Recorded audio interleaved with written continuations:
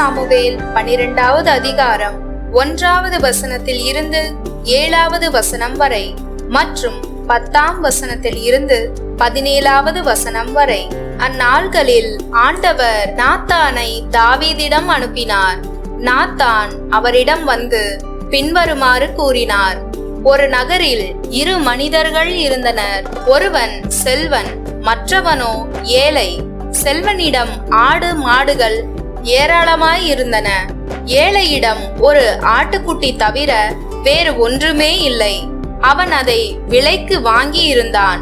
அது அவனோடும் அவன் குழந்தைகளோடும் இருந்து வளர்ந்து பெரியதாகியது.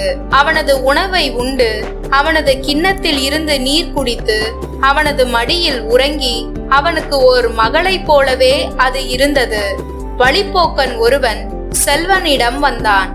தன்னிடம் வந்த வழிப்போக்கனுக்கு உணவு தயார் செய்ய தன் ஆடு மாடுகளினின்று ஒன்றை எடுப்பதை விட்டு அந்த ஏழையின் ஆட்டுக்குட்டியை எடுத்து வழிப்போக்கனுக்கு உணவு தயார் செய்தான். உடனே தாவீது அம்மனிதன் மேல் சீற்றம் கொண்டு, ஆண்டவர் மேல் ஆணை, இதை செய்தவன் கட்டாயம் சாக வேண்டும். இரக்கமின்றி அவன் இதை செய்ததால் அவன் ஒரு ஆட்டுக்குட்டிக்காக 4 மடங்கு திருப்பி தர வேண்டும் என்று நாத்தானிடம் கூறினார்.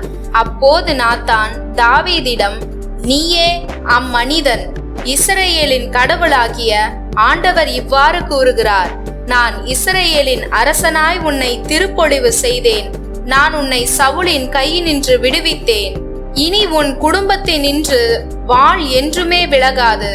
ஏனெனில் நீ என்னை புறக்கணித்து இத்தியன் உரியாவின் மனைவியை உன் மனைவியாக்கி கொண்டாய். இதோ ஆண்டவர் இவ்வாறு கூறுகிறார், உன் குடும்பத்தினின்றே நான் உனக்கு தீங்கை வரவழைப்பேன். உன் கண்கள் காண உன் மனைவியரை உனக்கு அடுத்திருப்பவனிடம் ஒப்புவிப்பேன். அவன் பட்டப்பகலில் உன் மனைவியரோடு படுத்திருப்பான்.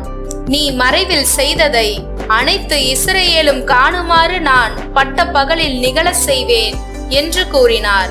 அப்போது தாவீது நாத்தானிடம், நான் ஆண்டவருக்கு எதிராக பாவம் செய்துவிட்டேன் என்று சொன்னார். நாத்தான் தாவீதிடம், ஆண்டவரும் உமது பாவத்தை நீக்கிவிட்டார். ஆயினும் ஆண்டவரின் எதிரிகள் அவரை இழிவாக எண்ணும்படி நீ இவ்வாறு செய்ததால் உனக்கு பிறக்கும் மகன் உறுதியாகவே சாவான் என்று சொன்னார். பின்பு நாத்தான் தம் வீட்டுக்கு சென்றார். உரியாவின் மனைவி தாவீதிற்கு பெற்றெடுத்த குழந்தையை ஆண்டவர் தாக்க அது நோயுற்று சாக கிடந்தது. தாவீது அக்குழந்தைக்காக ஆண்டவரிடம் மன்றாடினார். உண்ணா நோன்பு மேற்கொண்டு உள்ளே சென்று இரவெல்லாம் தரையில் படுத்து கிடந்தார். அவர் தம் வீட்டின் பெரியோர்கள் தரையில் நின்று அவரை எழுப்ப சென்றனர். அவருக்கோ விருப்பமில்லை. அவர்களோடு அவர் உண்ணவும் இல்லை. மார்க்கு 4வது அதிகாரம் 35வது வசனத்தில் இருந்து 41வது வசனம் வரை. அன்றொரு நாள் மாலை நேரம் இயேசு சீடர்களை நோக்கி, அக்கரைக்கு செல்வோம் வாருங்கள் என்றார். அவர்கள் மக்கள் கூட்டத்தை அனுப்பிவிட்டு படவில் இருந்தவாறே அவரை கூட்டி சென்றார்கள். வேறு படகுகளும் அவருடன் சென்றனர். அப்பொழுது ஒரு பெரும் புயல் அடித்தது. அலைகள் படகின் மேல் தொடர்ந்து மோத அது தண்ணீரால் நிரம்பிக் கொண்டிருந்தது.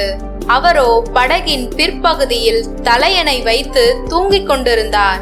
அவர்கள், போதகரே, சாக போகிறோமே, உமக்கு கவலை இல்லையா என்று சொல்லி அவரை எழுப்பினார்கள்.